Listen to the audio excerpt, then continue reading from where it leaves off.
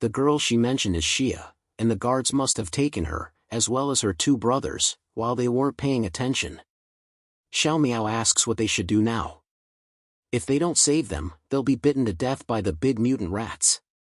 The topic of rats catches Suchin's attention, since that was the main reason he came to the settlement in the first place. He decides to go and check it out for himself, and Ten asks him to stay calm and avoid conflicts. Meanwhile, in the arena, Xiao Miao nervously stands in the middle of the field, prepared to fight for her brothers. Captain Gua sits on a stage in front of her, clearly controlling the whole thing. He tells her that since her two brothers failed to complete their tasks, they have been given the death sentence. However, since she is willing to enter the arena and fight, he has decided to give them one more chance at life. The two brothers hang by their necks behind the man, inches away from their deaths. They shakily try to tell Xia not to believe him and to run for her life. But Captain Gua tells them that it's already too late for that now. Xia, on the other hand, refuses to leave. If there is even a small chance that her brothers will be free, then she will fight with everything she has to get them out of there. She asks the large captain one more time if he will really let them go, and he tells her that he will keep his word only if she manages to survive. Behind her, a cage opens up and a large rat marches toward her. She only has a second to turn toward it before it bites down on her arm, causing her to scream in pain. Then it lifts her off the ground and tosses her around, preparing to eat her. As she fights for her life, memories of her and her brothers swarm through her mind. She remembers a time when they were starving, and one of them managed to find a pile of mushrooms for them to eat. She told them that mushrooms were dangerous, and her other brother decided to test the mushroom by eating it himself. After all, he didn't want a young girl like Xia to eat something so uncertain. After eating two of them, he immediately passes out from the poison, and they barely manage to save him. That incident was what made the two brothers journey into the city to complete the task of tracking down Suchin. If they succeed and come back, then they will earn contribution points and they will no longer have to starve and eat uncertain foods.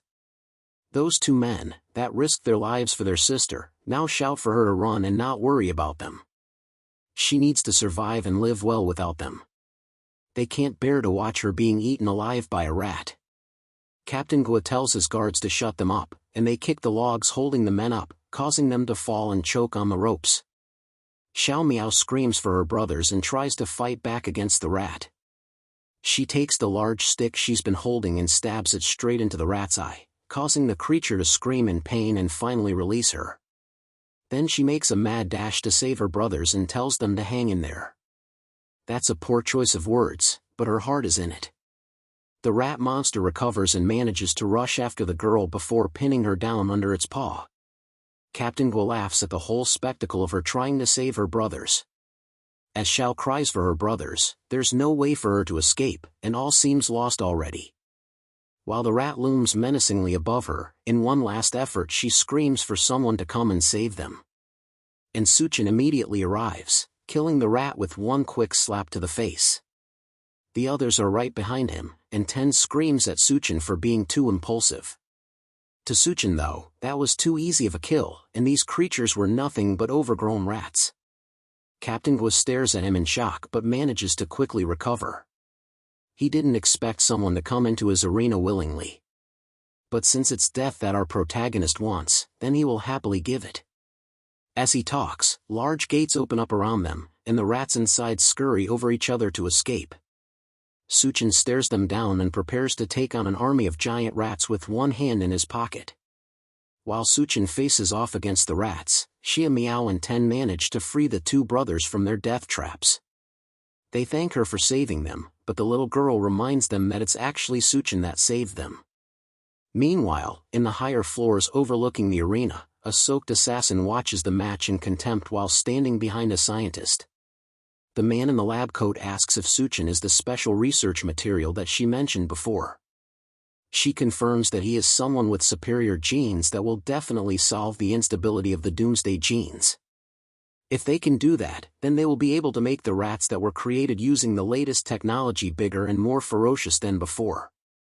Suchin stares those same rats down. It seems like both of them are ready to attack in an instant. The scientist has high hopes for our protagonist, but if he dies here, then he doesn't deserve to be their experimental subject. Sachin wastes no time unintentionally proving himself by easily killing several giant rats in less than a second. His companions gasp in shock, and Tina wonders if this is the Sachin he really knows. Unfortunately, despite all of his showing off, there were no crystal nuclei in any of the giant rats. That meant that his only hope of getting one would be from the Rat King. Just then, as if on cue, someone makes an announcement from the speakers set up around the camp. It's the scientist that has been overlooking the fight this entire time, and he tells everyone present that Sachin is the experimental material he needs for his work. He orders Captain Gua and Tinu to bring him up, whether dead or alive. It looks like the two bosses of the settlement answer to him, and Captain Gua is more than happy to bring Sachin over for experimentation. Meow quietly warns Dana to run away with him quickly because the situation has become dire. If she doesn't leave now, then she won't be able to leave again in the future. She tells him that she's not leaving as soon as there. Captain Gua mockingly tells Tinu that he knows the field team leader and Sachin are brothers. So now that he has received a direct order from their boss, what's he going to do? Will he stick with his brother, or will he side with the man that helped him survive the apocalypse? Sachin ignores the fat madman and asks Tina what's going on, and why things seem to be growing into chaos. The faction leader tells him that the man upstairs is Lu Hyan. At the beginning of the apocalypse, the scientist developed a drug that makes people stronger. Thanks to that, he was able to control the university. But nothing is free in the apocalypse. The drug needs a user to trade their life force in exchange for strength. Once they stop taking the drug, they become weaker than anyone else. Because of their dependency on the drug, they have to follow all the orders from the scientist, no matter what. His only hope in this situation would be Su Chen, who offers an escape from the drug dependency, but only if Tinu follows him. The faction leader bows his head and tells his brother that unfortunately, he doesn't have a choice in this matter. Captain Gua laughs wildly at the apparent betrayal between brothers. Seeing them turn against each other motivates him to take out our protagonist once and for all. He jumps at Sachin, ready to strike the younger man down, but at the last second, Tina leaps into action and kicks Captain Gua away before he can attack. The large man clearly didn't expect the attack and gets sent flying by the kick. He growls aggressively at Tinu, who takes off his shirt, ready for a life-or-death brawl between captains. Despite the odds against him, he decides to stand up for what's right and what he cares about. Tina tells the large man that he's betraying the doctor because he only wants to use the drug to control them. There's no need to stand beside someone who's using his life as a bargaining chip. If he has nothing to lose, then it won't matter if he dies at the end of the day. But if anyone dares to touch his brother, then he will fight them to the death. Sachin smiles at his brother as he stands in front of the group. In that moment, the faction leader looks exactly like our protagonist remembers from many years ago. Tina rushes over to clash with the powerful captain, and the larger man promises to crush them all together since he's so eager to die. Tina manages to land several powerful punches all over Captain Gua's body. But the larger boss reveals his trump card. Their boss knew that he'd betrayed them, so he gave the captain a higher-level drug than he gave to Tinu. Thanks to that, the fat is his strongest defense, meaning that no one can hurt him. The captain raises his weapons over his head and brings them down on the unsuspecting Tinu. The faction leader just barely manages to catch both clubs before they crush him, but the shot causes him to cough up blood. Then Captain Gua flips a switch on the weapon that causes electricity to surge through them. Tina barely manages to hold on. But just as it looks like he's about to collapse, Sachin comes in to help out his brother. He rushes in with a large kick to both metal mallets and uses his feet to push them out of Captain Gua's hands, causing them to pierce into his body and fall back.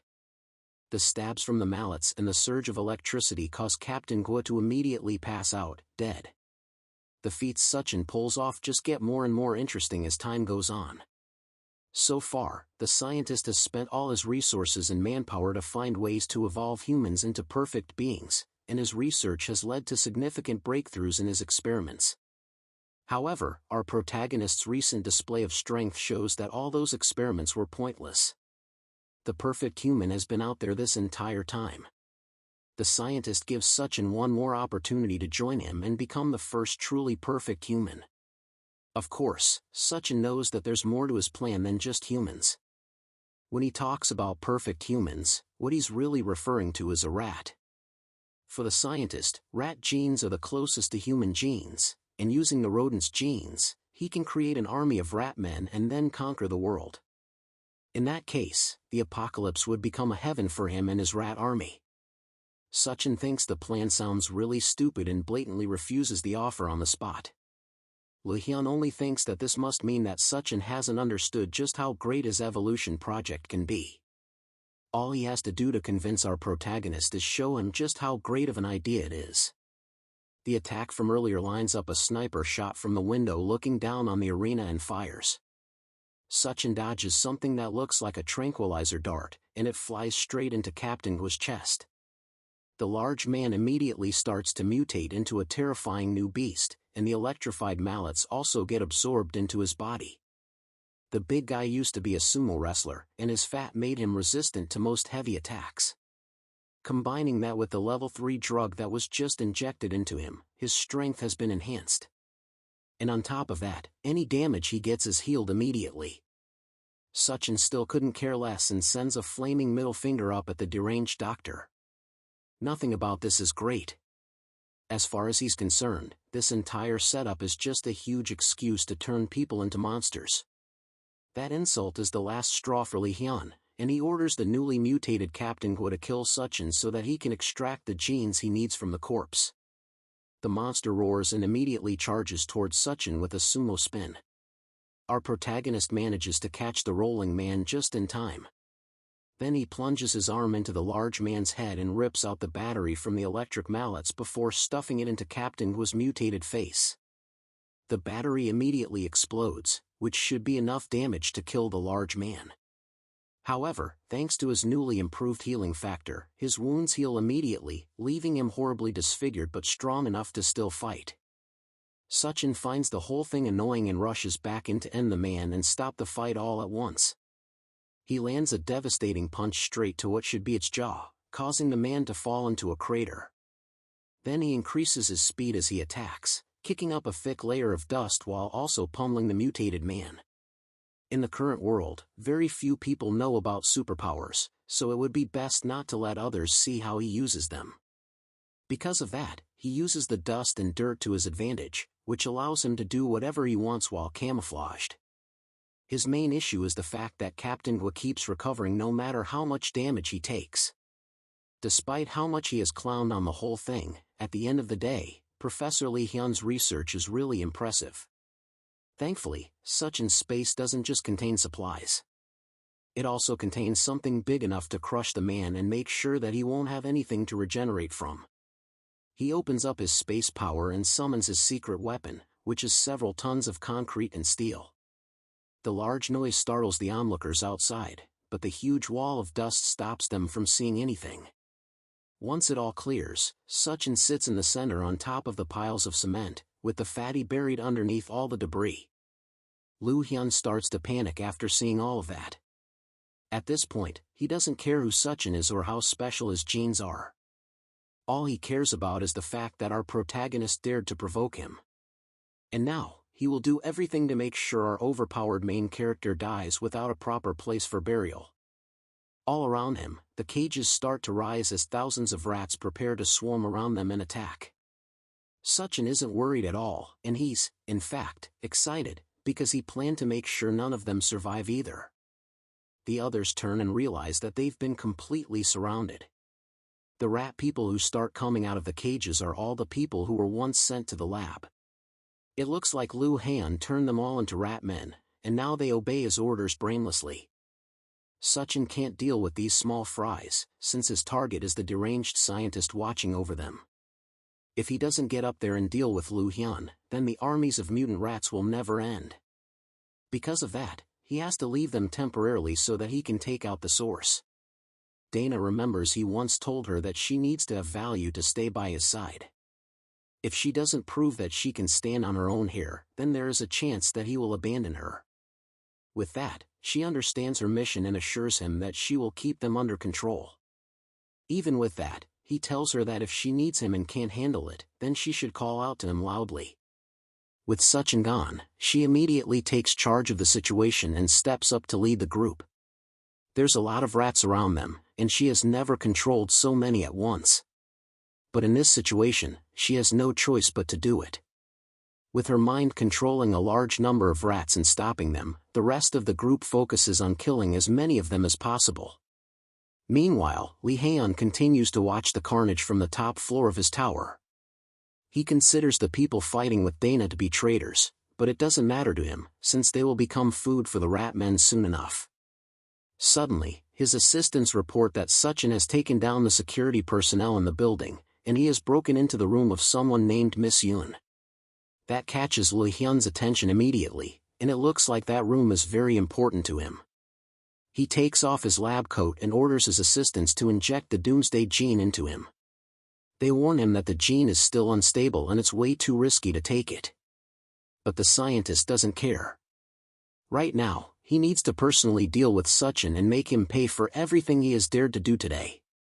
Our protagonist walks through Miss Yun's room and looks into several tanks filled with what look like failed or still developing experiments. All of them have ghoulish, dark skin and they look completely disfigured. But one of the cases catches his eye. Inside it, there's a woman covered in nothing but bandages, floating in the green liquid of the tank. Unlike the other experiments, it looks like she has not been mutated or tampered with at all. The woman is Yoon, the woman from the bar that Suchin went to before the apocalypse started.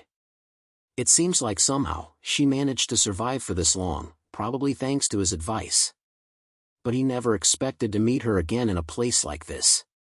He doesn't have time to think about it though, and right now, he needs to focus on saving her. He winds up his fist and punches the glass, shattering it in one hit. Then he pulls Yoon out and carries her against his chest. She starts to wake up and immediately recognizes him. He tells her not to worry and promises to get her out of there. But she's more concerned about the fact that she's hungry. Their reunion is cut short by a raspy voice screaming for him to let her go. Then, in an instant, an ice arrow shoots out at him, aimed straight at his head. He manages to catch it in time while still holding on to Yoon. Lun steps out of the shadows and yells again for him to get his hands off of Yoon. According to him, that's the woman he chose, and Suchin touching her makes him extremely angry. It looks like he somehow gained ice abilities, but they're no match for our protagonist. He snaps the cheap arrow in his hands, causing it to fall apart. Then he asks Lee Hyun if he chooses women as if he's shopping for merchandise. He can't just decide to own someone out of nowhere and then decide to keep them without consent. The scientist tells him that they are in the apocalypse, and in this new world, ordinary people are just ants. But someone like him, who holds the power of evolution, will be able to rule the world. As far as he's concerned, to be his woman is her honor. That little speech just convinces Suchin that he's as much of a lunatic as the rumors say. Yoon desperately clings to our protagonist and begs him not to leave. She's scared of the situation she's been put in, and Suchin has already come to save her. That makes Lu Hun even angrier, and he grits his teeth while asking Suchin one more time to let go of her. Then he rushes at them, screaming that Yoon is his woman and she belongs to him. Suchin reacts quickly and kicks a shelf at the scientist to slow him down, but the man swats it away like it's cardboard.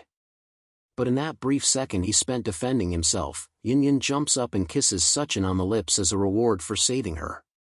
She tells him that she's still mad at him for leaving her hanging last time, and she's only taking what he owes her. But that used up the last bit of energy she had, and she collapses on his shoulder in an instant and passes out. That finally sets Lee Hyun over the edge, and he hunches over in anger while gritting his teeth. This is the worst betrayal he has ever felt, and the anger causes him to lose control of his mind. He decides at that moment that if she doesn't want to be with him, then she can just go to hell together with Suchin. Then he starts his evolution process, causing his clothes to shred into pieces as his eyes glow white and veins pulse all throughout his body. Then his skin starts to grow dark, and his teeth sharpen and grow until they become fangs. Then his body starts to grow while his skin shrinks around him, and his nails turn to sharp claws. By the time he's done with his mutation, he is turned into a vicious-looking half-man, half-rat. Then he promises Suchin that he will show the true power of a god. But Suchin is not intimidated at all and calmly holds on to Yun while inviting the scientist to come and attack him. He helps Yun lay on the ground and tells her to rest against the wall. She once again complains that she's hungry, so he gives her some of his chocolate to eat. Yun looks very weak and frail because she has been trapped inside the lab for some time, and soon seems very worried about her. As the two of them share that private moment, his eyes light up as he suddenly notices a hostile presence. An ugly-looking monster appears by his side, angry that the two of them are ignoring it. The monster looks very menacing with its sharp teeth and long claws as it gets ready to rip them to shreds. It tells them that they will be meeting their maker since they are so bold to be distracted. But Suchin maintains a cool composure and isn't fazed by the filthy monster's threats. The monster almost looks gravely ill, and its body looks skinny and disgusting. In an instant, he leaves his hand and destroys the monster's upper body. The mutated rat's parts fly across the room with its blood and guts spilling everywhere. It is a befitting end for such a repulsive creature. As the blood splatters everywhere, Suchin is disappointed and asks if that is all the monster has. The look on his face shows that he is expecting more of a challenge. But the monster clearly isn't ready for Suchin's overwhelming strength. Meanwhile, Yun finishes off the chocolate, and she asks him if the people downstairs are his friends. As she looks through the window from the corner of her eye, Suchin confirms that they are his friends. She grabs a chair and says that she is going to repay him for everything he has done. It is only fair considering the fact that he also saved her life. Yun throws the chair at the window and shatters it, then prepares to jump down to the bottom floor to save Suchin's friends. She gives Suchin one last good look and tells him that Lu Huan isn't so easy to kill, and that he needs to be careful.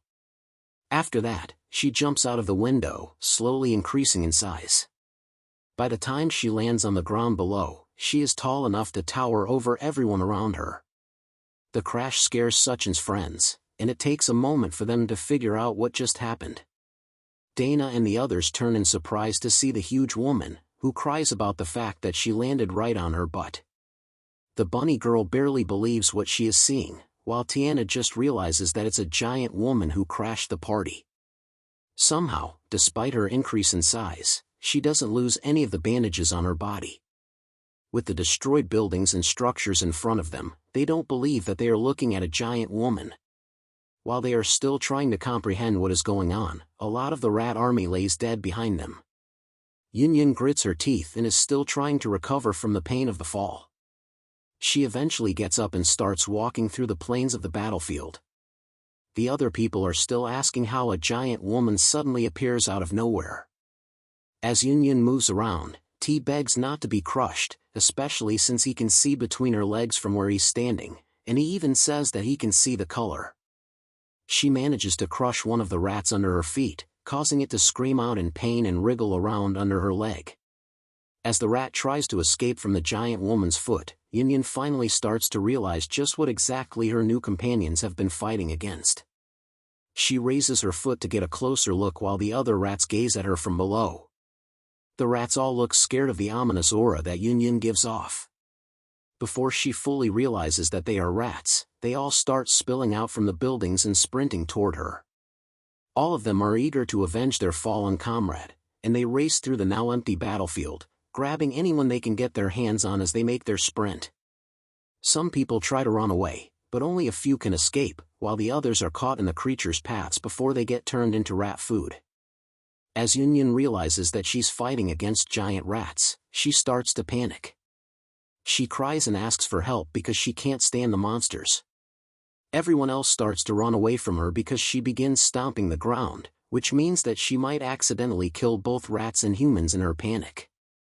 The shockwaves from her stomps make them all run for their lives.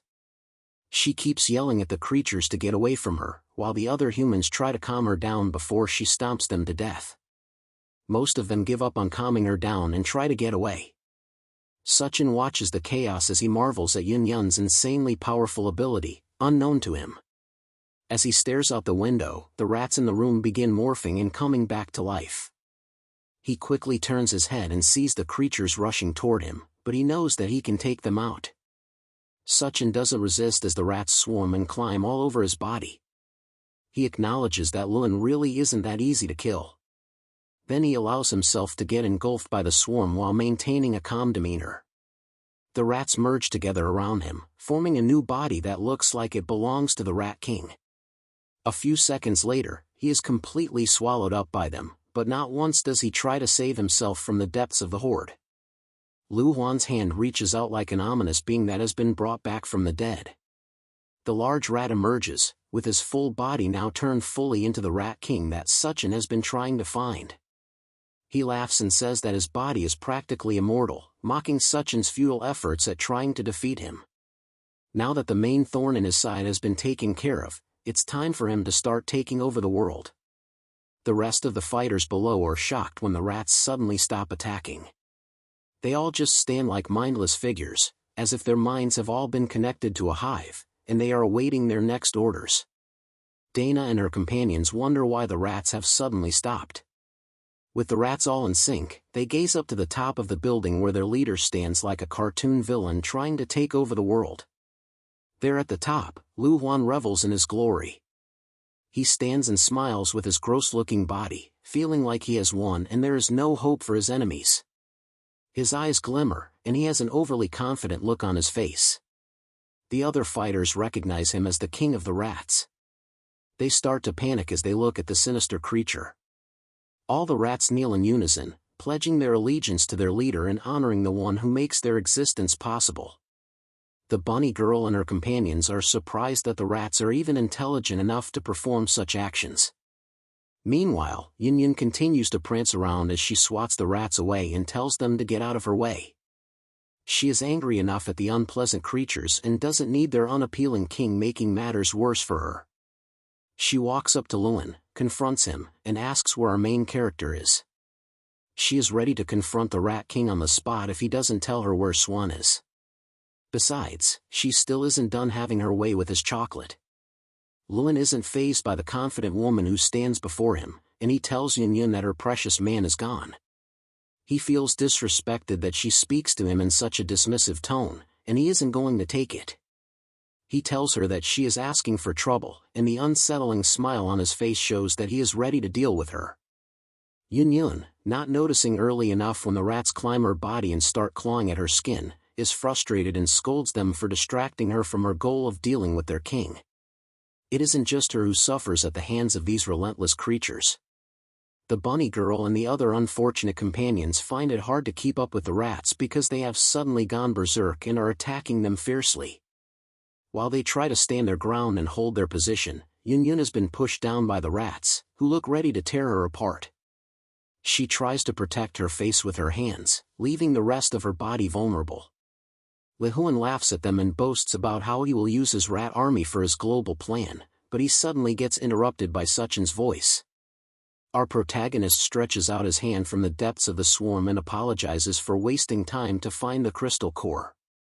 The mad scientist can't believe what is happening to him. He has a bewildered look on his face and says that Sachin should have been completely devoured by him. But he underestimates just how strong our boy is. Sachin rips open his chest with his two hands as he makes his way out of that chaos. He splits the Rat King in two and steps out with a fierce gaze and a red shine in his eyes. His body is marked with red streaks all over, and Li Huan, despite being split, still can't believe it. Sachin looks down at him, pleased now that he has found what he has been looking for. In his hands, he holds the Rat King's crystal core. With the Rat King's crystal core gone, the mutated rats begin acting more vicious and crazy. Barricades can barely hold them back because they are able to squeeze through with their bodies. More of the creatures start to appear from tight spaces and corners, looking for the next target to consume.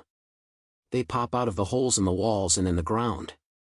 As they reveal themselves, they hold on to the dead bones of their pathetic victims.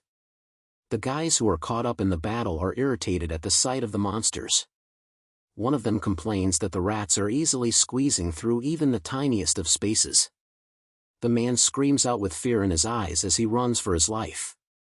He tells his companion to watch his step close to a ditch. The little girl's bald brother stops in his tracks immediately when he sees a rat emerging from the sewers. He grits his teeth and stands still as the monster sniffs around for the next person to attack. Sadly for the bald man, the rat grabs his leg as he moves and holds onto it firmly. He is confused and has no idea what to do as he screams out, while more of the rats emerge and begin to drag him down to the depths of their sewage. He struggles and yells at the rats to let him go, but there is no hope for him.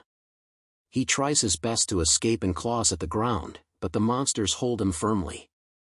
The other brother watches and calls out to the man getting dragged down, while the little girl holds on to his shoulders. Tears run through their eyes as they watch him get dragged into who knows where. There is nothing they can do, and as their brother is taken to his death, he tells them not to worry about him, trying to ease their minds as the monsters take him away. He tells the little brother to take care of the little girl, and his voice gradually fades out as the rats finally pull him away. The rats retreat to their depths to continue their meal, as the two keep calling for their lost brother. On the other hand, Tien is completely exhausted.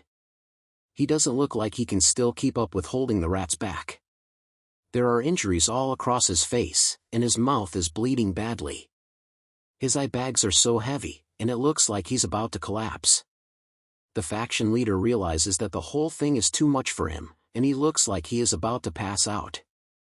Suchin needs to show up fast and do something, or it's all going to be over. With the little strength he has left, he keeps trying to fight back the rats. He slashes the monsters as they approach him, but he has already reached his limit. The rats can't give up a chance to attack weak prey, so more of them swarm him. At this point, Tien is basically seeing Jesus already. He is beyond exhausted. He can barely keep his eyes open.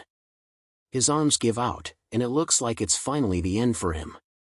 After the last of his energy leaves, he accepts his fate. Yun as well as being overrun by the monsters. The monsters climb all over her and bite her body, causing her to wince and cry out in pain. The buildings all around her keep taking damage as she jumps around in pain. Dana doesn't have it much easier either. The rat monsters run towards her, and she says that it is impossible to block out or mind control all of them. Tianua looks towards the sky, and he notices a black figure at the top of the building. The strange figure leaps from the roof and suddenly lands in front of all of them with a menacing aura.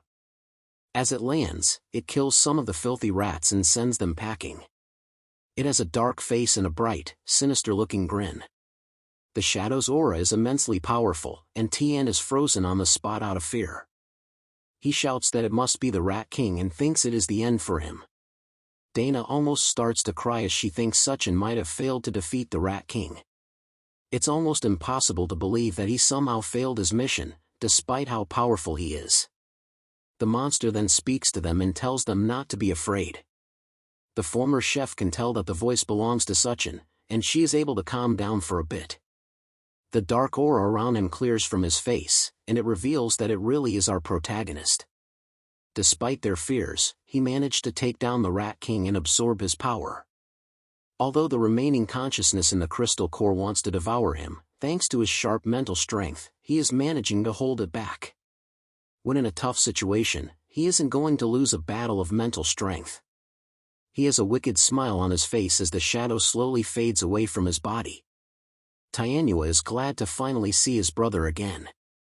Suchin thanks the faction leader for all the hard work he has done and how he managed to hold back the horde until the Rat King was defeated. Just as the shadow fades from his body, the mutated rats all fix their eyes on him. Now that a new threat has joined the party, they look eager to feast. They all rush towards him from behind, hoping to catch him off guard and overwhelm him. Tianua warns him to be careful as he sees the monsters rushing towards him. Nevertheless, Suchin is unfazed and slightly turns his head to tell the monsters to get lost.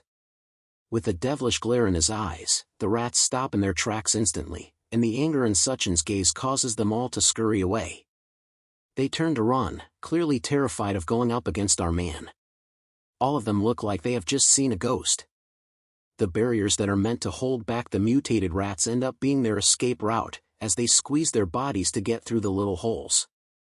The others escape through their underground tunnels, and the rest go through the vents. The rest of the human survivors can't believe their eyes. They wonder what has caused the rats to suddenly get scared and run away. Now with the battle over, it seems like they just barely made it through the whole ordeal. Even though Suchin isn't the Rat King, the remaining power of the crystal core is enough to intimidate the rat men into retreating. If he hadn't made it back in time, they would have just kept on coming out of every corner and attacking them. But there's no time to celebrate just yet. Tianhua starts to cough violently, now that his body is going through withdrawals from the scientist's drug. Suchin rushes to hold up his brother as the man looks ready to fall over and faint. It looks like the drugs that the scientist has been giving them are also a type of poison. It gives immense strength, just like they thought, but the more power they use, the deeper the poison effect. Suchin desperately asks Yunyun what he can do to help his friend. She tells him that in Luhan's lab, there is a corpse that has the answer to their problems. If he can get to it and extract a sample of its blood, then they can use it to make a serum that should be able to neutralize the poison. With a clear mission in mind, Suchin heads back into the lab to try and find the monster that Yunyun described. He reaches a door deep in the building where he found the Rat King and wonders if this is the place that Yunyun mentioned earlier. As soon as he gets there, he notices that there is a strong, oppressing aura oozing from behind the door. Something unnatural is behind that door, and he can feel it just from outside. With no other options, he opens the door, allowing what seems to be stale, frozen air that is in the lab to leak outside. He notices that walking into the room feels like stepping into a black hole. As he walks in, he seems to pass through a thin barrier blocking the entrance of the lab. He breaks through it but can't believe the feeling that it gives him. To him, it feels like he has passed through a wall of pure mental power. He analyzes his body to see if anything has changed, but there is none. He glances ahead and becomes confused about who he is staring at. From what Yunyun told him, there are supposed to be only corpses in the lab. But instead of a rotting corpse, he sees a lady sitting and working on the computer in front of her. From how she greets him, it's almost like she expected him to come and meet her. The lady turns and refers to him as her classmate, Lu. Suchin is confused as to why she is calling him Lu. She must be mistaken. After all, he looks nothing like that madman. He turns to look at himself in the reflection of one of the lab machines, but he sees that he really does look like Li Hyun. He immediately realizes that this must be some sort of illusion, and he has to wake up quickly. For now, though, all he can do is play along with the trick. He greets the older woman, calling her Professor Xiao, and she invites him to come and take a seat. Suchin assumes that he has entered Lu Hun's memories as well, since he seems to be reliving his past experiences. Xiao then takes off her jacket, and he asks her what she is doing. She tells him that the lab is really stuffy, and she needs to cool off. On the table beside them is a crab that is being experimented on. Lu explains to her that a common parasite is found in these crabs. She confirms it and says that it is a strange creature that uses its host to protect itself while coexisting with it at the same time. It's a parasitic organism called a susana, and that's what both of them are trying to research with the crab, or at least, they were supposed to be doing that. Until Professor Xiao gets a better idea. As they look closer, Xiao asks if he finds the creature interesting, as she rests against his back and starts feeling his chest. Lu is trying his best to keep his cool composure. She isn't making it easy for him at all, considering how revealing her clothes are. She continues to rub his chest, making him more nervous as well. The moment gets more heated when she leans in on him and says that she doesn't expect him to be so knowledgeable and also have a good physique as well. Lu gives a sly smile and looks like he is ready to make the best out of his current situation. He turns his seat around, and Xiao sits on his lap, almost looking like she's trying to push him down. He tells her that she must have dressed so provocatively to try and influence him, and he's not one to look past an opportunity with a beautiful woman. She says that she prefers to practice some chemistry with him rather than work on the experiment, and the moment gets especially heated between the two. The chair Lu is sitting on is making squeaking noises as the two of them are having their fun. As they continue to fool around in the lab, Lu pins the professor against the glass window. At that moment, she looks outside and notices that the moon is looking a little strange. It's the day that the apocalypse begins, and the moon releases its blindingly hot burst into the room, directly on the couple, and they both happen to not be wearing much clothing. Suddenly, they are surrounded by a blazing hot fire. She screams and asks for the curtains to be closed quickly. The heat is too much for them to bear, and they wonder when it will all end.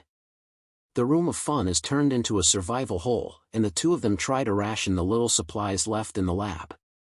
After some time, Shia tells Lu that they are running low on food, but she is going to take the last snacks they have. There is a small bag of junk food that would only be able to last for one person. Lu gets furious as she takes it and slaps her away before she can touch it. He stares down at her menacingly as he tells her that the supplies are more valuable than her life. The scientist looks like something has possessed him, and you could see the furious rage in his eyes. The professor shakes in fear and apologizes for taking the food, saying that she is too hungry. She can't believe her eyes when he picks up a sharp knife and decides that if he hurries up, then he will be able to get the rest of the food in her stomach that hasn't digested yet. He plans to cut her open and salvage whatever meal he can find inside her. With a firm swipe of a dagger, her blood is sprayed everywhere in the room. Zhao's dead body lies on the floor while Li is glad that he has found some food, despite the fact that it is all in her stomach. Later on, he also says that the rats from earlier have evolved after eating her flesh, although their crazy evolution is far from perfect. Then, when he starts with his experiments and while using her blood, he is able to make a serum and finds out that it can detoxify the poison. But what surprises him the most is that her body is still alive and still changing. He sees her as the perfect research specimen to work on and decides to use her to create something amazing. Looking closer at the data he gets, he is amazed by it and considers it to be really incredible. According to him, it wouldn't even be an exaggeration to call it a doomsday gene. As Shia's decaying body hangs in chains in the lab, he smiles as he tells her to expect more surprises from him, since she just won't die.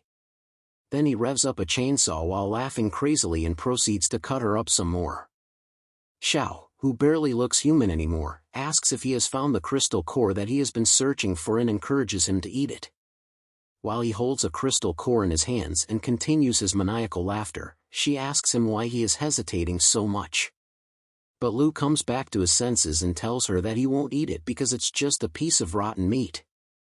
He shatters the crystal core, which surprises her, and asks him how he found out. Slowly, Lu's image fades and Suchin's face is revealed. He says that if he truly had a crystal core in his hand, she would have died long ago. She curses the fact that Suchin had managed to escape. She had finally found a suitable human for her goals, and she was just one step away from victory, but it all got taken away by our main character's insane mental fortitude. Suchin slowly reaches for her head and says that he is going to open up her brain, but she tells him to wait. She starts crying out in anger and desperation, telling him that she is just a poor woman who'd been hurt. Then she tells him that if he wants her power, then she is willing to give it to him as long as he lets her go. Suchin looks at her in pity for a moment and reminds her that once a Solina enters a host, then it takes over the host's consciousness. With that in mind, there's no reason for him to let her into his mind. After that, he grabs her head and she tries to beg one last time, but Suchin isn't moved. He squishes her head, causing her blood to spill everywhere. Her body starts to fade away slowly, and he wonders if it is due to the absence of the crystal core. With the crystal core finally in his possession, he is glad that there is no problem this time. Seconds later, he remembers that his original goal was to get a sample of her blood. With Shia turned to ash, he wonders what will happen to the antidote he is searching for. Thankfully, he realizes that there must be samples of the antidote in the lab somewhere. It is said that once the crab parasite takes hold of its host, it will form root-like branches in the host, connecting various parts of the host's body and controlling their behavior. The parasitic relationship eventually results in the host becoming a slave to the crab parasite. Now, with the university completely cleared out, dozens of refugees are left wandering the streets, looking for a new home. Thankfully, the flood waters have receded, which means that streets are clear for them to travel through, but it also means that the corpses that were originally under the water have begun to mutate once more. As the group walks through the empty streets, they are told to stop looking around and to keep walking in order not to waste time. Yun is noticeably nervous and scared, and she asks Dua where Suchin is taking all the medical students. DNA tells her that the escaped mutant rat men are lurking around the University of Science and Technology, and it is no longer suitable for human survival. The surviving medical students are scarce talents during the apocalypse, so Suchin plans to take them to the safe zone area in the next town. Yun is upset because they still have a long way to walk, and she is already getting really hungry. She decides that she needs to go and find Suchin in hopes that he will give her something to eat, but Daya holds her back and tells her that she isn't allowed to go. Yun wonders why Daya is being so overprotective and holding her back from getting food, but for the former chef, it's more than that. Daya then tells her that since she is following them, she has to be obedient and do whatever she is told. Daya remembers a time when Suchin once stood over her as she sat vulnerable on the floor. At that time, she was wondering what had gotten into him because he was acting strange. Suchin had a fiery look in his eyes as he grabbed her and told her not to be afraid. He was just a little hot, and he needed to cool off by any means necessary. She couldn't believe it when he suddenly kissed her, but she didn't back out of it either. After that, her body started to feel weird, and the two of them started to fool around in the midst of a night of heavy rain. Back to the present, Daya thinks about how wild Suchin became after that moment they shared. She starts to wonder if it is a side effect of the crystal cores that he absorbs. As the group continues moving through the city, Suchin says that after the flood recedes, bacteria, viruses, and even plants will start to undergo major mutations. Many resettlement areas will also start to collapse due to a lack of doctors. Doctors are really scarce at the time, and if they are able to make good use of the doctors they have, then they will be able to establish their own resettlement area. Apart from being able to get their own area, even if multiple forces emerge in the future, he also believes that they will have the capital to fight against them. In addition to that, the harvest at that time was good because Yun found a method of making serums and recovery potions. Suchin believes that after Tenon and the others are done recovering, they will be able to give him a helping hand when needed. Thanks to his space ability, he was able to store all the research equipment and materials from the laboratory building within his dimensional space. He then wonders about the rat's crystal core that he absorbed. Not only did it enhance his berserker ability, it also increased his physical strength. The crystal core also gives him ice powers, and although he can only condense a little ice right now, he is determined to find a way to increase it in the future. As if he isn't overpowered enough, the crystal core of the half-body female mutant also adds more abilities to his arsenal. Her crystal core gives him 2 psychic abilities, but he is upset that he didn't get the power to create illusions. Tenon notices a weird sound coming from around them, and the others get very nervous. Suchin activates his first psychic skill, which is spiritual perception. The ability probably came from the corpse's appetite for blood. His eyes turn to a sharp red color, and he grows a very intimidating aura, which allows him to see the heat signatures from the blood of living things about 30 meters around him. It is like he has turned into a heat-seeking radar. He then notices that the members of the Devourer clan are preparing to ambush them. He can see the numerous mutated people hiding in the buildings and waiting for the right time to strike. One of the members of Suchin's group sees something frightening and tells everyone else to look up towards where he is pointing. Above them, they can see a female who has been hung on the traffic light pole, and a girl among them notices that the person hung is known as Rui Rui, a former roommate of hers. She tells the guys to hurry up and save Rui Rui before it is too late. It is a life that needs saving, and she can't stand seeing her friend in such a humiliating state. One of the guys attempts to go and save the girl, but Suchin stops him and tells him to mind his business. Suchin then tells his group to keep moving and stop wasting time. The girl can't believe how cold-blooded he is. She wonders if Suchin is even still human because it doesn't make sense that he would just watch someone die when there is still a chance to save her. Other people start to speak up, and they accuse Suchin of not being a man at all. They decide to stay back and help, since they can't just stand by and watch someone die before their eyes. The girl orders them to put Rui Rui down quickly so that she can give her medical attention. Some of the men move to the traffic pole quickly and begin loosening the rope in order to rescue her.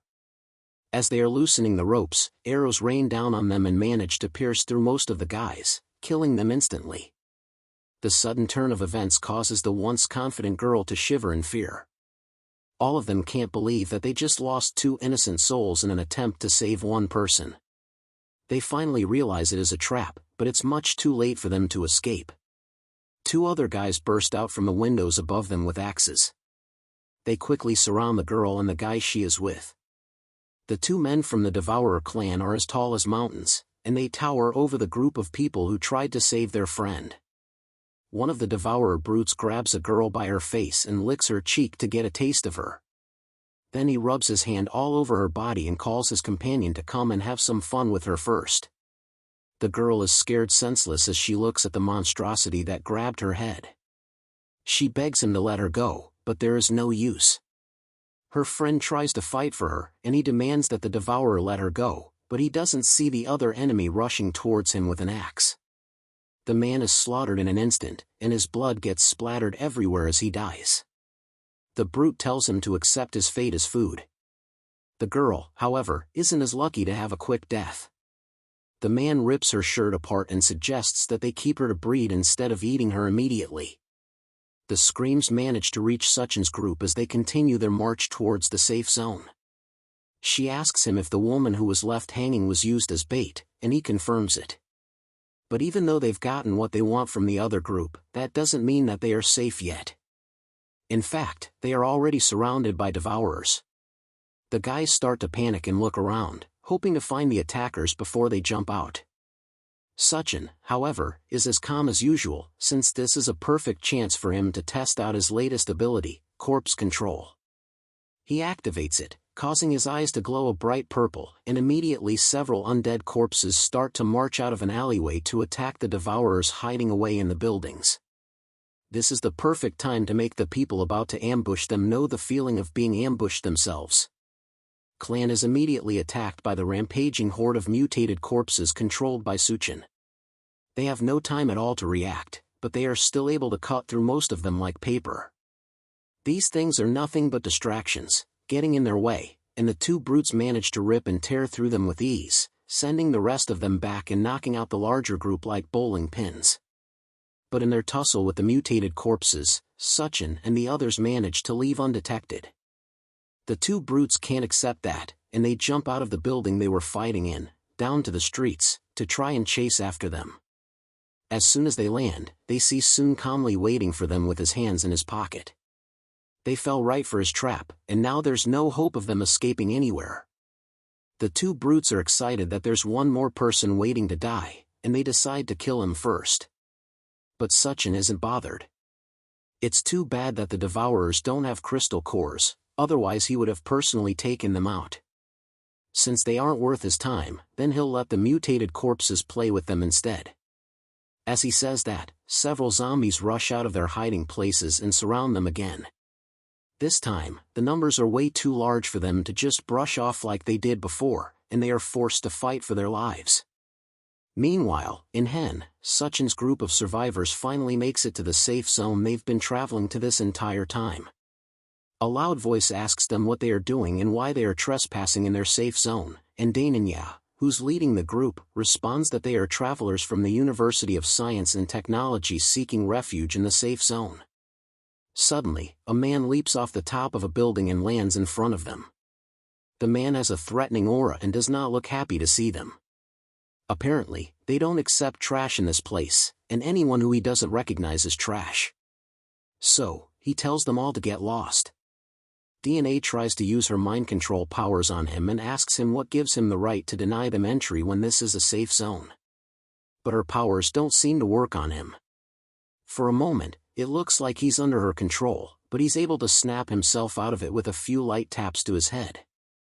Dua realizes, way too late, that this man must be an able user just like them. The brute raises his axe and leaps into the air to finish them off, but someone jumps in to defend them. Just before the large man can land a hit on DW, it's Xiao Fang, and just like usual, he's fighting to protect people. He tells the larger man, whom he calls Captain Sun, that these people are only seeking refuge and there is no need to attack them. Sun doesn't care, since these clearly aren't normal people. After all, normal people wouldn't be able to make it through the Devourer clan's territory so easily. He suspects that they must be spies sent from the Devourer clan to infiltrate them.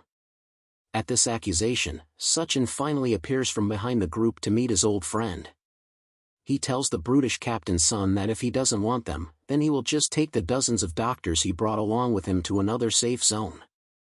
That catches all the guards' attention. They didn't realize that there were doctors in the group. It's very rare for a single doctor to survive for so long in the apocalypse, and they managed to bring dozens of them all at once. Xiao Fang is excited to see Suchin again and realizes that these must not be ordinary survivors from the wasteland. With his old friend there, these can't be spies from the Devourers either. He decides to swear on his life that these people are his allies and that he will personally take care of them. Since Suchin is in the group, if he says there are dozens of doctors, then he can't be lying. With what Suchin has pulled off in the past, Xiao Fang would believe him even if he said he had thousands of doctors with his own soldiers. With his words backing them, Captain Sun has no choice but to let them in. After all, if they have doctors with them, then they no longer have to bury patients alive anymore, and the sick among them can get proper treatment. Captain Sun walks away, clearly disappointed that he doesn't get to use his giant axe today, but before he leaves, he tells Xiao Fang that if these supposed doctors can't cure the patients, then he will have to take responsibility for the consequences since he's the one that vouched for them. With the captain's permission, the other soldiers lead Suchin's group into the safe zone, while Xiao Fang hangs back to apologize to his old friend. He asks our protagonist not to take offense and tells him that Captain Sun is just like that. Suchin isn't bothered, however. After all, he has dealt with his own fair share of annoying people throughout the apocalypse. Putting that aside, he came with his large group of doctors at the right time. The safe zone has had some strange patients who definitely need a doctor's help. The soldier leads them to a warehouse deeper in the safe zone where they keep the dying and the ill together. In the very back of the warehouse, he shows them the corpse of one of the victims of the strange condition affecting the camp. It's a woman who looks like she has been long dead. Her body is covered by hundreds of small white mushrooms that look like they were growing straight out of her body. They don't know what is causing these things to grow, but cleaning them off only causes them to grow back faster. Each time, it makes the person weaker until they eventually pass on. Suchin immediately knows that she has been infected by some kind of mutated fungi. The plants are also mutating, as well as the people, which means that they can infect and control humans. He advises that they warn the others to be careful of young plant shoots and to make sure that they don't get pricked by them. Dana takes a closer look at the plants growing on the young woman's body and realizes that they are using her for nourishment. For now, all she can do is take a sample of it and try to analyze it so she can develop a cure or medicine for the infection. However, this is just the beginning of the rapid mutations that will take over the world. If these newly mutated plants aren't cleared out, they will quickly grow and start attacking humans. When that happens, the Devourer tribe will use the opportunity to attack the safe zones, and many people will become livestock for them. Because of that, the Devourer tribe will become stronger, and that definitely isn't in Suchin's best interest, which means that he has to do his best to protect this safe zone so he can use it for his own needs in the future. For now, though, it would be best for him to check out the situation and make sure that everything is secured. As he's considering his next move, a loud noise comes from somewhere else in the safe zone. It sounds like a van, and someone on top of it is shouting for people to get out of the way. It's the Lord's son, and he's driving recklessly through the streets. On top of that, he's firing a gun in the safe zone and attacking innocent people for no reason. Despite all of that, Shang's team isn't doing anything to stop him. The soldier tells Suchin that his team has already been disbanded. It's probably because they let the newcomers into the city despite the warnings from Captain Sunday. On top of that, this isn't the first time that the city lord's son has caused chaos in the city. He believes that the elderly and children don't matter, and they are useless to the safe zone. Because of that, he casually goes around running them over and shooting them down, and because of his status, there's nothing they can do about it. As he's driving, he notices Yun Yun, who's looking over an injured person lying limp on the street. He pulls his car to a stop beside her and cockily asks if she wants to get in his car with him. If she follows him, then he can take her to get something good to eat. Union slowly gets up and tells him that she's so hungry that she can't walk anymore, so if he wants to take her out, then he's going to have to carry her. The Lord's son happily agrees and calls her over so he can carry her, while Sean gets ready to confront him. Suchin, however, holds him back, knowing exactly what Union has planned for the Lord's son. As long as he can carry her, then he can take her wherever he wants. As soon as he agrees, Union smiles deviously, then leaps off the ground into the man's waiting arms. But just before she lands, she grows rapidly to her largest size and smiles down at him as she falls. The Lord's son realizes the situation just in time and manages to avoid getting crushed by a giant woman.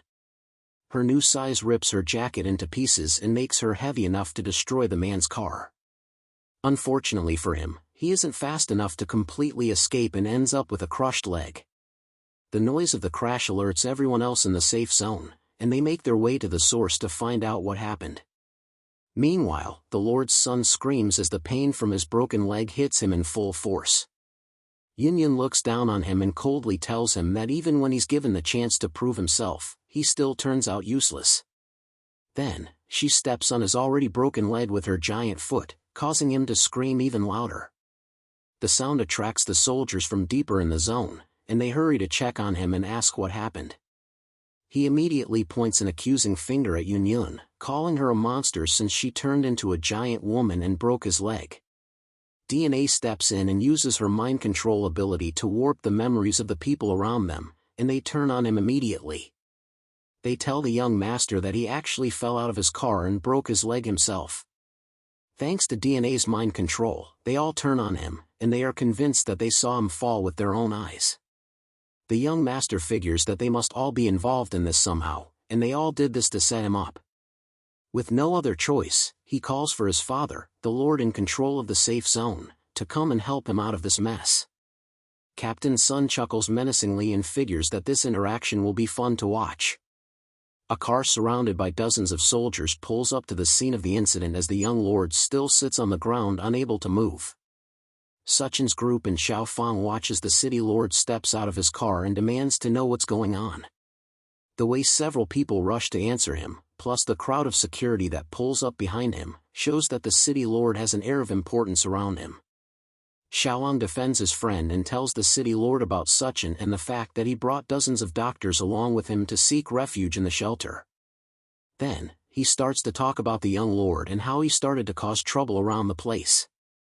But the younger man cuts in and demands that his father kill them all for breaking his leg. The lord doesn't pay attention to his son's ramblings and slaps him across the face as soon as he starts talking. It looks like he has already warned the chaotic kid about his actions, and he's aware of the things that happen while he isn't around. This isn't the first time that he has told his son to treat everyone that comes into the settlement with respect. His vision is to turn the safe zone into a beacon of hope in the apocalypse and to make everyone that comes to them feel some warmth. Because of his great dream, even his own son gets punished when he does wrong. That must mean that the city lord is a good man, and it's rare to find such a noble-hearted person in the apocalypse. At least that's what the crowd thinks, as they start to cheer for him and his good deeds. The city lord turns to them and personally invites them to stay with them and build a new dream together. Here, they will provide the best food and the most generous conditions to make sure that they all survive in the new hellish world. Xiaoang turns to tell Suchin that, thanks to the city lord, his group can now stay without any problems. But his friend is already long gone, as are his two girlfriends. They left the city as soon as the city lord appeared to avoid any problems. It's unreasonable to think that he won't try to take some kind of revenge since Yunyun crippled his son. Because of that, the three of them have to sleep in the woods for the night. Yunyun nervously tells her new sister that it's the first time she has ever had to sleep outside. Surely Duanya must have some kind of experience since she has survived in the apocalypse for so long. The former chef tells Yunyun to stop thinking about unnecessary things. Besides, with Suchin around, who knows if they will even be able to sleep at all. Our protagonist comes up behind them and warns them to stop messing around. Someone is coming, and they need to be ready for an attack. Then he calls for the people hiding behind a pillar to come out and face them. It looks like they were trying to sneak up on the group without being detected, but Sachin already knew they were there a long time ago. They come out of their hiding spots and ask if Sachin thought he could hide so easily after breaking the young master's leg. There are dozens that surround them, and they tell him that there is no way for them to escape. But, unluckily for them, Sachin never planned to escape. He just didn't want to go on a killing spree in the city and end up accidentally hurting members of his friend's team. The men approach him and laugh at the fact that he's talking about a killing spree when he's clearly about to die. They decide not to waste any more time pointlessly talking so they can finish him off. Sachin casually annihilates one of the men approaching him with a single punch, causing the other men to realize exactly what he meant by killing spree. They open fire on the group in a panic, hoping to take him out quickly. But Sachin immediately pulls out his dual katanas and cuts through all of them in less than a second. The last man remaining begs for his life and tells Sachin that if he's spared, then he will reveal the secret about the city lord. Our protagonist pauses his sword just before it slices off the man's head, then tells him to continue. The man tells them that the city lord has close ties with the nearby Devourer clan. Every week, they secretly make a trade behind everyone's back. The city mayor gives up some of the refugees in exchange for food. Yun punches the man on the back of the head after his confession. They've been giving up young people in exchange for food this entire time. The man leads them to the city gate where the deal usually goes down, and they see several people in a cage while a brute from the Devourer clan looks over them. He tells the guard that brought them that the food will be thrown to the gate by dawn. Then he grabs the man by his neck and lifts him off the ground. The guard struggles for a moment, but it's no use, as the Devourer brute bites down on his neck and rips his head off his body in one tug. The guards are just refugees hired temporarily, and the city lord never leaves any witnesses alive. The man asks if he can go now that he has told them everything he knows, but Sachin has one more task for him. They take the man and tie him up over an empty street in an attempt to lure devourers toward the area. Their plan works, and his screams attract brutes nearby over to the empty place. To them, a person hanging alone in a dark place is just free food. One of the brutes asks why someone is hanging over in the middle of nowhere, but his companion doesn't care and just wants to get his hands on the free food. They rush up to the guard and punch him in the stomach, causing him to cough up blood and pass out. But the noise they made from their mad dash to get free food triggers Sachin's plan, as a loud voice comes down from above them. It's Yun, who has been the one dangling the man over the alleyway this whole time. She grabs one of the brutes, who fights for his life, while another one notices the glare of a sniper scope from a window above them. They finally realize that this whole thing was a planned ambush for them. Upstairs, Dwanya carefully aims a sniper rifle at the devourers in the alleyway. She remembers Sachin's words about how the devourers have mutated so much that their skulls are probably too hard for bullets to pierce, so the only way she can take them out is through multiple hits on one spot. She aims at one of the devourers, then fires 3 shots, managing to hit him straight on his forehead in 3 consecutive bursts.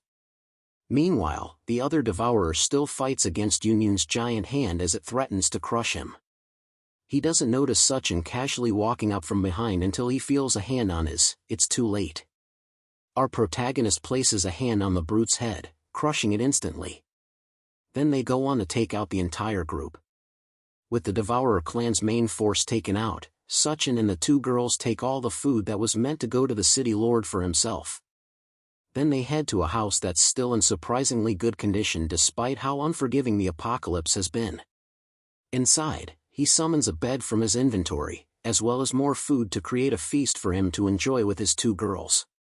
Dwan tells him that if he wants to own a settlement base, then he can just find a different place and conquer it as his own. There's no need for him to get mixed up in the mess between the city lord and the Devourer clan. While that is true, building a base takes a lot of time and effort, and he's not good at that sort of thing. For the actual management of the base and its welfare, he's going to need someone reliable who has experience working with that sort of thing, and that person just so happens to be inside Hang. As they talk, Yun appears wearing an outfit that doesn't leave much to the imagination. She sees both Duanya and Suchin lying on the bed and asks why they decided to start without her. Suchin lays down on the bed as the two girls climb around him, ready to fool around. Thanks to him, they have been able to live like humans since the beginning of the apocalypse, so tonight they plan to return the favor and serve him well. While the three of them get freaky in the ruined city, the guards from the safe zone eventually find the hanging corpse of the man that Suchin used as bait. The city lord Jang mistakenly takes that to mean that the deal with the Devourers went wrong, and he rushes to the Devourer clan to find out what happened. He asks the Devourer leader what happened, but the mutated man asks him the same question. In the aftermath of his deal, he lost 3 of his warriors, meaning that they weren't the cause of the attack. Despite that, the Devourer leader demands that they double the number of people they send over as compensation for their losses. If he can't do that, then his deal with the Devourers will be cancelled, and they will attack his precious settlement. The city lord agrees to his demands. Suchin decides to burst into the party and make his presence known. Our protagonist has seen everything he needs to see, and it looks to him like the city lord doesn't even bat an eye while trading with other people's lives. The Devourers surround Suchin once they realize that he's the one who killed the 3 Devourers sent to retrieve the people. They have no idea how he managed to kill 3 of their own, but now that he has stepped onto their base, there's no escape for him. City Lord Jang calmly leaves the area before things get violent.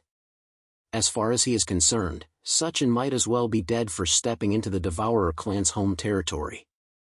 He rushes back to the safe zone to try and wrap things up quickly before it turns into a mess that he can't handle. He goes back to the safe zone and announces to everyone that there is a traitor in their base. He points the blame at the outsiders that Suchin brought over and accuses them of pretending to be doctors so they can infiltrate the base. He claims that in reality, they were secretly kidnapping refugees to trade with the Devourers for food. Since Suchin ruined his plans, he has to be ruthless to make sure that no one goes against him again. The people in the settlement immediately turn their angry eyes towards Suchin's group. They prepare to attack and kill them, but a loud voice stops everything before a riot starts. It's General Gay, and behind him are Bi Chang and her brother. He comes in to defend Suchin from what he knows. Our protagonist is a trustworthy man who has proven to be capable on multiple occasions. Since Suchin brought them here himself, then they shouldn't be the problem. The city lord continues his accusations, saying that words alone cannot defend them. If he wants to show that they aren't traitors, then he has to prove it. A voice calls out from the top of a building above the settlement. It's Suchin, and he claims that he can prove his own innocence. He brought the Devourer clan leader with him and asked the badly beaten mutant to explain the situation by himself. The clan leader confesses that City Lord Jang is the one who has been making the deals with him this entire time. The crowd turns angrily to the city lord, now that they realize that the man they've been supporting was the real monster this entire time. Shaon tries one more time to convince them that Suchin is working with Devourers to frame him, but General Jie approaches the man and punches him in the face for his crimes. Now that the truth has been revealed, Jang stops pretending about the situation and laughs menacingly as he reveals that he really is the one who has been exchanging people with the Devourer clan. But now it's the apocalypse, and all the places with supplies have already been taken over by the Devourers. They are just waiting for others to fall into their traps. As long as he keeps sacrificing a few lives that he sees as worthless, then he's doing a good thing in saving people. As far as he sees it, they should all be grateful to him for keeping them alive. After all, even Captain Gale, who's acting so righteous, also ate the food that he brought back from the Devourers, so nobody has any right to judge him.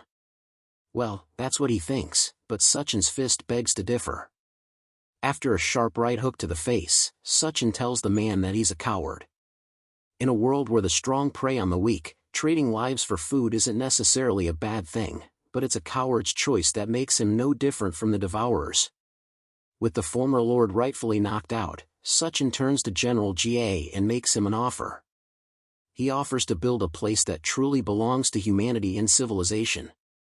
In his previous life, he once traversed over the ruins and eventually reached a safe haven that was on its way to becoming a utopian base. In the apocalypse, there were no shackles of class, and nobody cried of hunger. Everyone was well fed, and they all had peace of mind.